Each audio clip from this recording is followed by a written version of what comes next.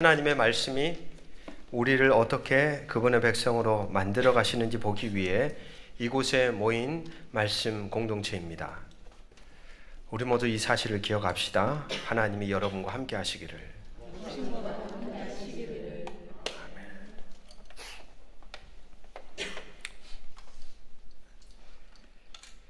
이번 주에 우리가 직접 겪었던 날씨가 혹시 기억나실까요?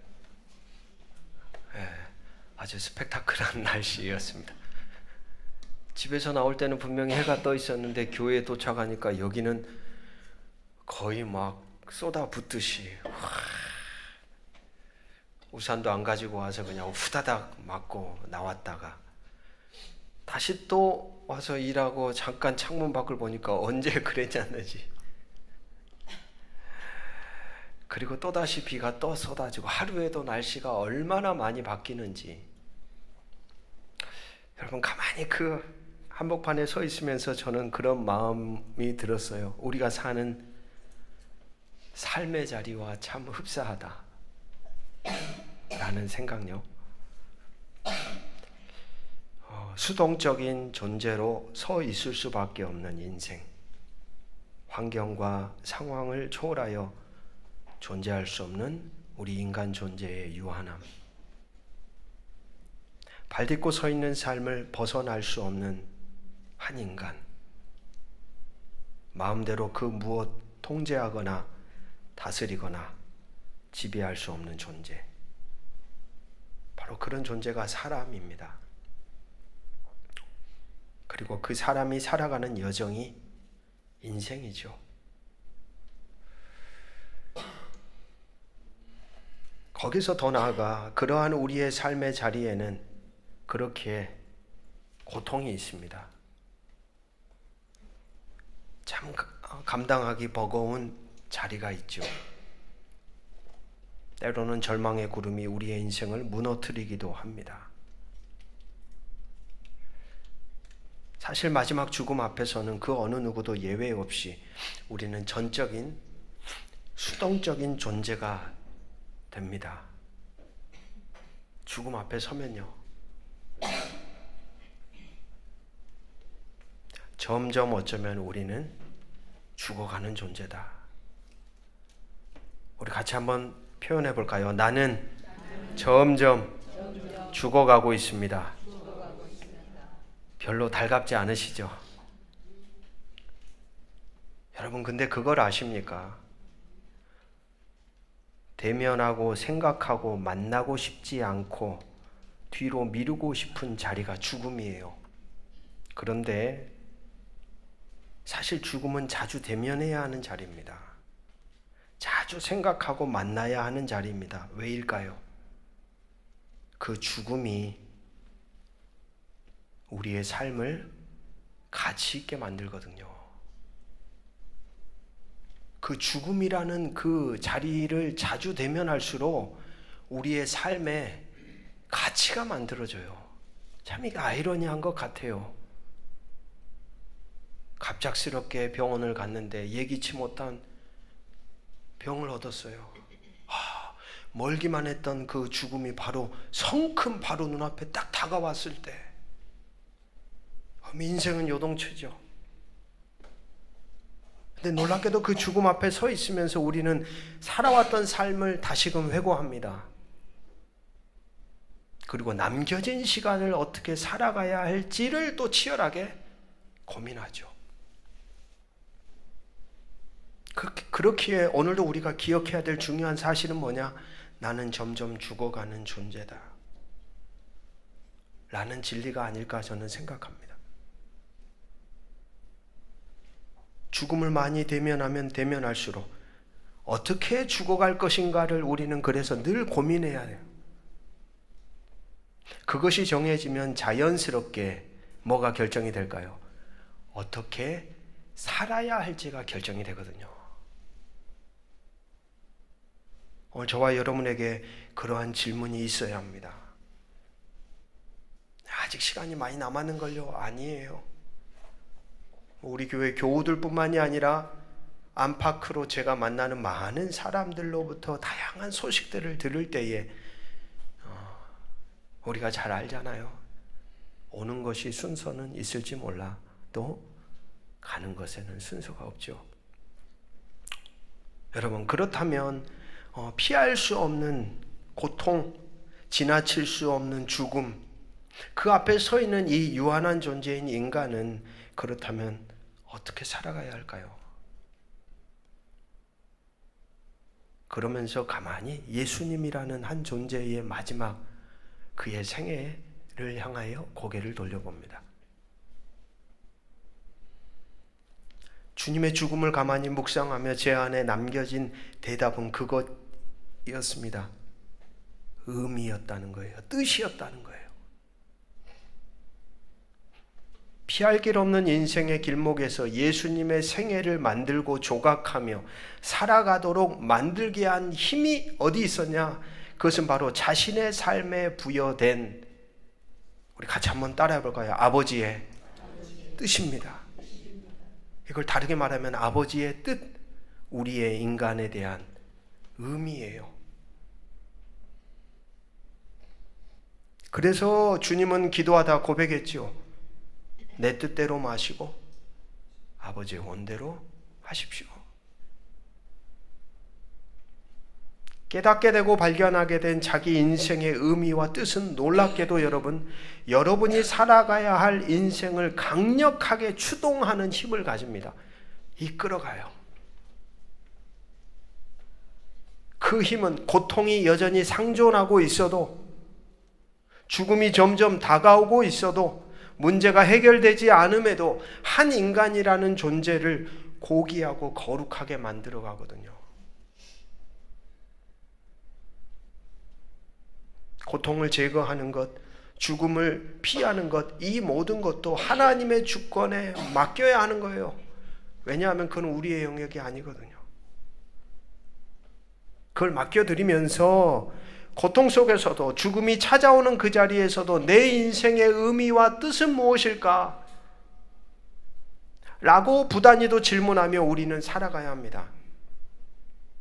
그러한 삶이 저는 예수 그리스도를 닮아가는 그리스도인들의 흔적이라고 생각합니다. 우리의 삶의 의미가 뭘까? 뜻이 뭘까? 그러한 질문과 고민 속에 주어진 고통스러운 삶을, 점점 죽어가는 인생을 우리는 의미 있게 만들고 하늘의 뜻을 새겨가는 사람들로 그리스도 예수 안에서 저와 여러분을 아버지 하나님이 부르신 겁니다. 그런 존재로 오늘 이 자리에도요, 다양한 삶의 자리에 우리가 서 있어요. 좀 전에 축복성함에 이렇게 한 분 한 분 바라보는데 그냥 뭉클하더라고요. 저는 마음이 다 다른 삶의 자리에 서 있어요. 다양한 삶의 자리에서 우리는 하루하루를 치열하게 살아내고 있습니다. 거기에서 질문하십시오, 여러분. 말씀에 연결되어 하나님의 선한 뜻과 의미를 물으십시오. 도우시는 성령 안에서 여러분의 존재의 의미와 가치가 무엇인지를 어쩌면 점점 죽어가는 존재인 우리가 물으며 걸어가야 하는 사람들이에요. 그 답을 발견할 때 우리는 예수님처럼 죽음 앞에서도 담담하게 그것을 맞이할 겁니다. 고통 앞에서도 우리는 그것을 끌어안고 살아갈 수 있는 용기와 결단이 생겨날 거예요. 간절히 소망하는 것은 저와 여러분에게 그러한 하늘의 뜻이, 하늘의 의미가 말씀에 이어져서 성령 안에서 들려지고 보여지고 깨달아지는 은총이 임하기를 주의 이름으로 축복합니다. 우리는 계속해서 예레미야의 말씀을 읽어가고 있습니다. 주중에 우리는 37장, 38장의 말씀을 읽었죠. 37장에서 바벨론 느부갓네살 왕이 남유다의 왕을 여호야긴의 뒤를 위어 시드기야라는 왕을 세웁니다. 바벨론 왕이요. 마지막 왕이에요. 이제 남유다의 마지막 왕, 이제 끝나요. 멸망 바로 직전에 서 있는 왕입니다. 그러나 왕과 신하 백성 모두는 여전히 지난주일 말씀처럼 들려주신 하나님의 말씀에는 귀를 기울이지 않습니다. 그러면서 참 재미있어요, 여러분. 하나님의 말씀에는 귀를 기울이지 않는데 예레미야에게 딱 와서 뭐라고 해요? 부탁하는 거예요, 자꾸. 뭐라고 부탁합니까? 자신들을 위하여 하나님께 기도해 달라고.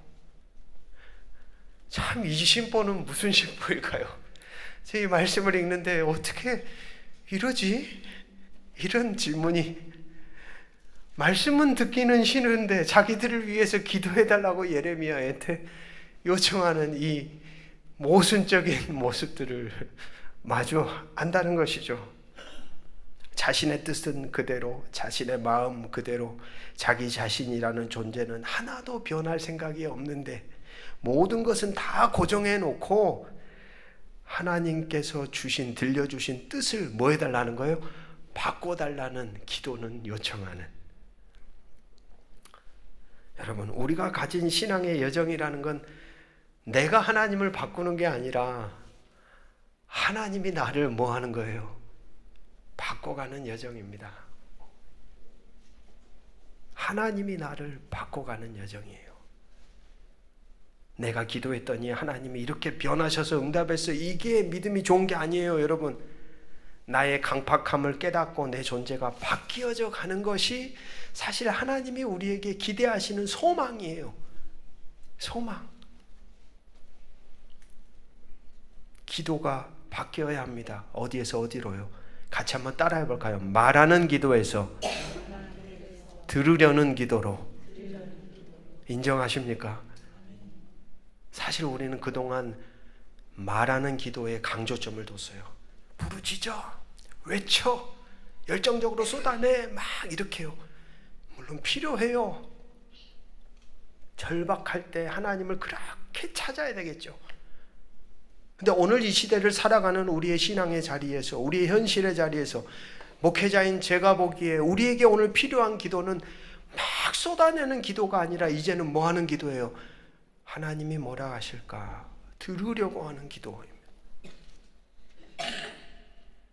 하나님과의 관계에서도 하나님의 소리를 들으려는 마음, 사람들과의 관계에서도 내 곁에 서 있는 남편과 아내의 말을 들으려고 하는 마음, 자연 피조물이 탄식하는 기후위기 속에서도 자연 피조물이 오늘 우리에게 뭐라고 말하는지를 들으려고 하는 마음과 자세가 사실 필요하죠.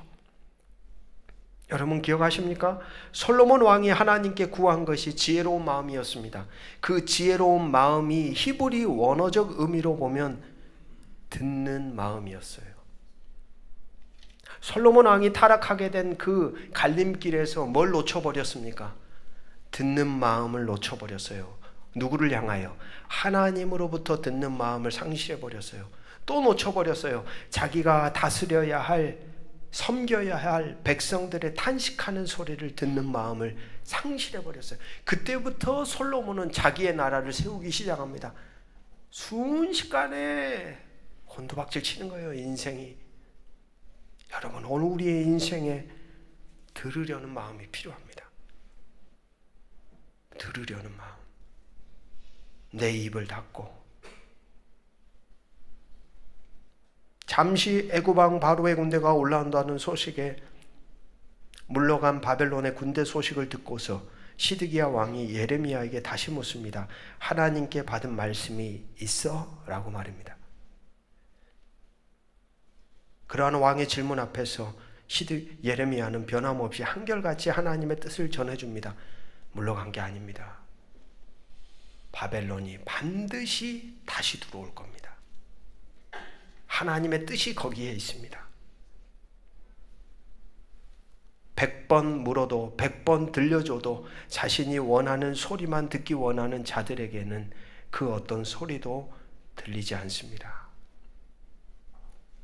들으려는 마음과 자세, 어쩌면 그것이 인간 존재 그리고 신앙의 성숙함이 아닐까 저는 생각합니다. 들으려는 자세, 내 것을 비워놓고 들으려는 마음, 자세. 38장에서 남유다의 고관들이 예레미야가 전하는 하나님의 말씀을 듣고 분개합니다. 화가 났어요. 그러면서 시드기야 왕에게 쫓아가서 얘기합니다. 저런 녀석을 살려둬요. 지금 우리나라가 이제 완전히 멸망한다고 말하는 저 선지자를 살려둘 수 있습니까? 하면서 저 선지자를 죽여야 된다고 고관들이 찾아와서 시드기야 왕에게 이야기합니다. 그러자 38장 5절에 시드기야 왕이 이르되 보라 그가 너희 손 안에 있느니라. 왕은 조금도 너희를 거스를 수 없느니라. 왕이 그 예레미야를 그 고관들의 손에 그냥 넘겨줍니다. 왕의 모습이 그래요. 예레미야를 지켜주질 못해요. 하나님의 말씀에 소리를 하는 그 대언자를 지켜주질 못하고 자기가 위협을 받자 그 예레미야를 다시 성큼 내줍니다. 알아서 해. 그렇게 내어줄 때는 언제 연나는 듯이 38장에 에벳 멜렉이라는 구스 사람이 찾아와서 왕에게 따져 묻습니다. 이 사람 대단한 사람인 것 같아요. 왕 앞에 딱 찾아가서 왕에게 묻는 거예요. 왕이시여, 이건 악한 일입니다.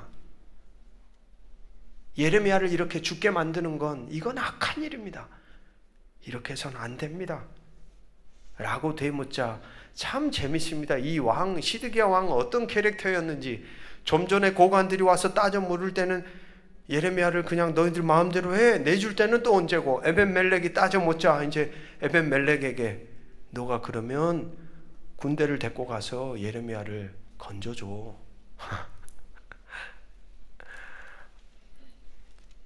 37장 38장의 내용을 통하여 우리는 시드기야 왕이 어떤 존재인지 조금 그려볼 수 있습니다.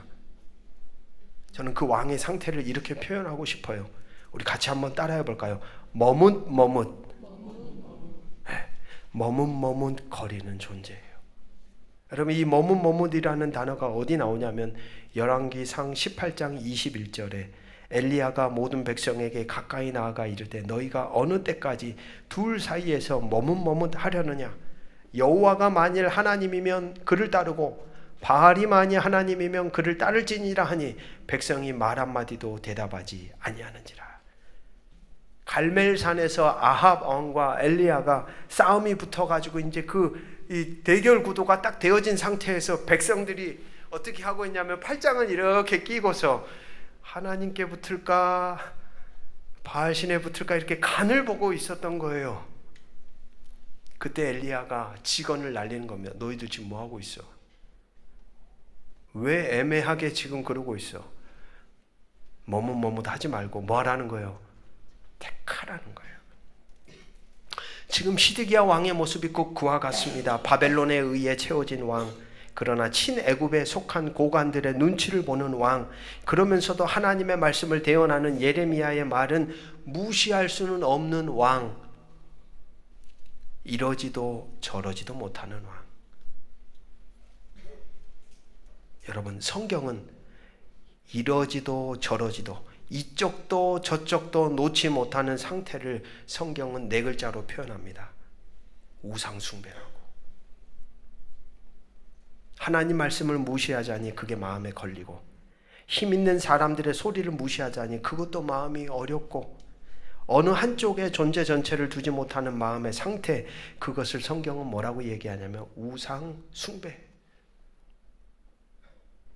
늘 기억해야 할 중요한 사실은 이스라엘이 멸망한 이유는 바로 한 마음으로 하나님을 바라보지 못했기 때문입니다. 하나님은 자신이 택한 백성 사람들이 한 마음으로 하나님과 관계 안에 살아가길 원합니다. 온놈이라는 말 아시죠? 온놈. 전체예요. 사랑을 드릴 때 전부로 나를 사랑하기를 원하시는 거예요. 근데 이 마음이 조각이 나 있는 거예요. 하나님께도 사람들에게도. 그러나 하나님은 전체를 원하시는 거예요. 우리 각각의 인생이 한 마음으로 전 존재가 인생의 모든 영역 가운데 하나님과의 관계 안에 거하시기를 하나님은 오늘도 우리에게 기대하고 계십니다.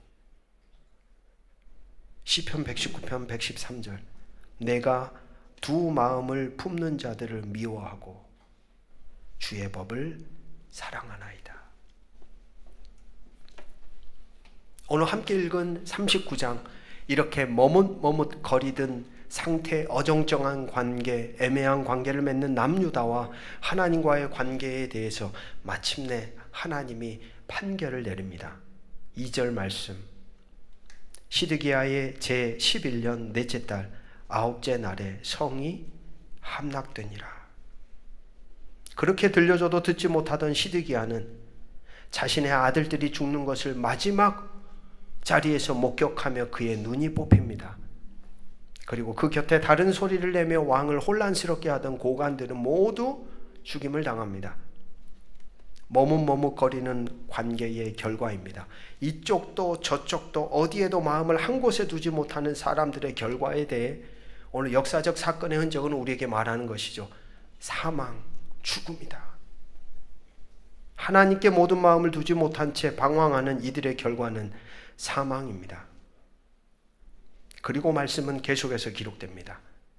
시드기야 왕과 고관들과는 아주 대조적인 사람들에 대한 기록입니다. 그 첫 번째 사람이 바로 예레미야입니다. 11절, 12절 말씀 우리 같이 한번 읽어보겠습니다. 39장 11절, 12절 시작. 바벨론의 느부갓네살 왕이 예레미야에 대하여 사령관 느부사라단에게 명령하여 이르되 그를 데려다가 선대하고 해하지 말며 그가 내게 계속해서 하나님의 말씀의 담지자로 하나님의 말씀을 들려주었더니 도리어 미움을 사 감옥의 뜰에 갇히기를 계속 반복했던 사람 예레미야. 그럼에도 하나님이 자신에게 들려주신 남유다를 향한 하나님의 말씀을 가감없이 그대로 전하였던 한 사람. 머뭇머뭇거리지 않고 늘 하나님께 자기 인생의 모든 무게를 두고서 그분의 마음과 뜻과 정성을 다해 삶을 조각해 갔던 이 아름다운 사람. 보십시오. 참 아름다운 참된 선지자인 예레미야를 바벨론 왕의 손에 의해 같이 한번 선포합시다. 하나님이 건지십니다. 하나님의 때가 되자 그 억울하고 힘없고 연약하고 부서지기 쉬운 그 존재를 하나님이 보란듯이 딱 들어 올리시는 거예요. 그리고 한 사람을 더 소개합니다. 14절 15절입니다. 우리 같이 한번 읽어보겠습니다. 시작.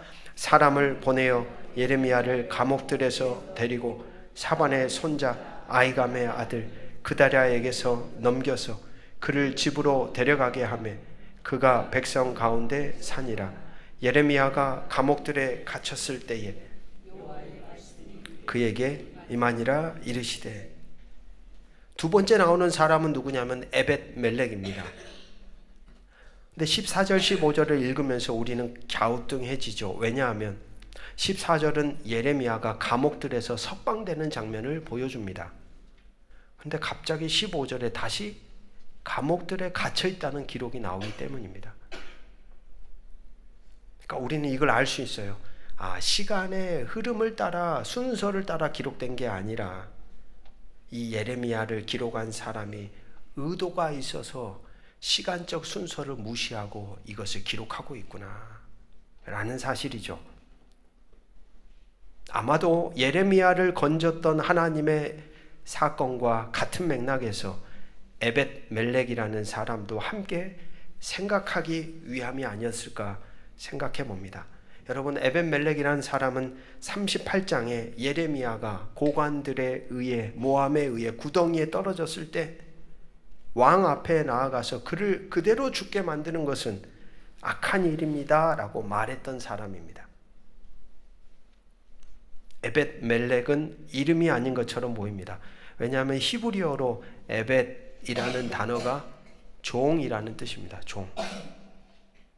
그 다음에 멜렉이라는 단어는 왕입니다. 왕. 이 말을 다시 풀어서 설명하자면 이 사람의 이름이 아니라 이 사람의 역할 같아요. 왕의 종이라는 뜻이죠. 그는 진짜 왕, 하나님의 종으로 시드기야 왕에게 목숨을 담보로 충원을 했던 사람입니다. 바로 에벳멜렉요. 하나님의 종으로 부름받아 세워진 시드기야 왕이 정신 차리지 못하고 헤매고 있을 때에 에벳멜렉이라는 왕의 종은 충성되게 하나님 앞에서 그리고 왕 앞에서 정직하고 진실되게 자기 존재 소리를 냈습니다. 그리고 예레미야를 살게 했습니다. 여러분, 시드기야 왕 앞에서의 이 에벳멜렉의 흔적이 참된 왕이신 하나님 앞에서 지워지지 않을 흔적으로 새겨졌습니다.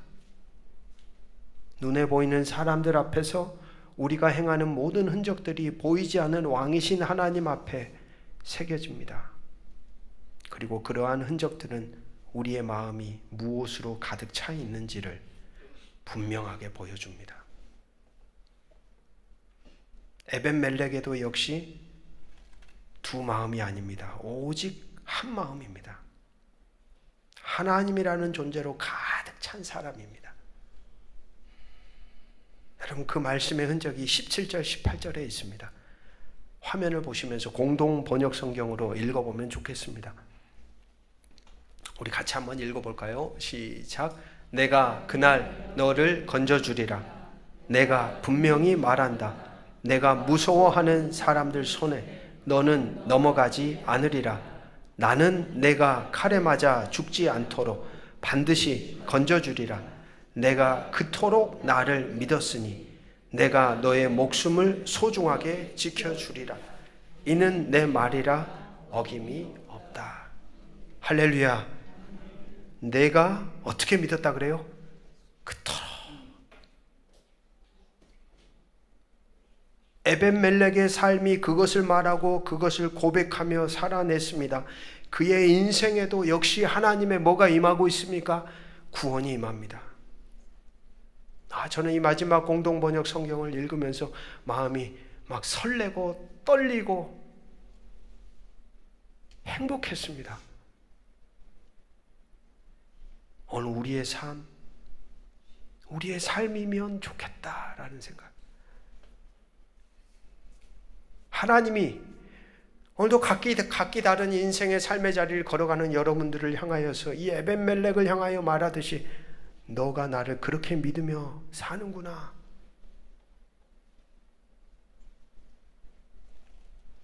사람들의 눈치 보지 않고 환경에 지배당하지 않고 너의 삶의 문제에 종속되지 않고 넌 한결같이 너 그토록 나를 믿으며 그렇게 사는구나. 너가 나를 그렇게 믿으면서 생각하고 고민하고 선택하는구나. 너가 나를 그렇게 믿으며 생각하고 판단하고 행동하고 있구나. 너가 나를 그렇게까지 믿으며 나와의 관계 안에 살아가기 위해 오늘도 몸부림치고 있구나. 참으로 고마운 나의 사람아, 참으로 아름다운 나의 동역자야, 참으로 존귀한 나의 친구야. 내가 너와 늘 함께한다. 사랑하는 말씀의 동역자 여러분, 우리가 이런 인생을 좀 살면 저는 좋겠습니다. 환경과 삶의 자리는 서두에 말씀드린 것처럼 늘 변해요. 어쩌면 우리는 죽음을 향해 걸어가는 존재들입니다. 내가 원치 않은 환경과 상황의 자리 앞에 우리가 서 있을 수도 있어요. 그러나 에벳멜렉처럼, 예레미야처럼 그토록 나를 믿었구나. 그런 하늘의 선언이 여러분에게 선포되는 복된 존재로 여러분 우리가 좀 살아가면 어떻습니까? 그래서 이 어두운 세상 한복판에 많은 이들에게 빛이 되고 소망이 되고 내 가정에, 내 직장에, 내가 살아가는 발딛고 살아가는 일상의 자리에서 그런 복된 존재로 저와 여러분에게 주어진 삶을 걸어가는 아름다운 사람들로 이 한 주간도 걸어가시기를 주의 이름으로 축복합니다. 네.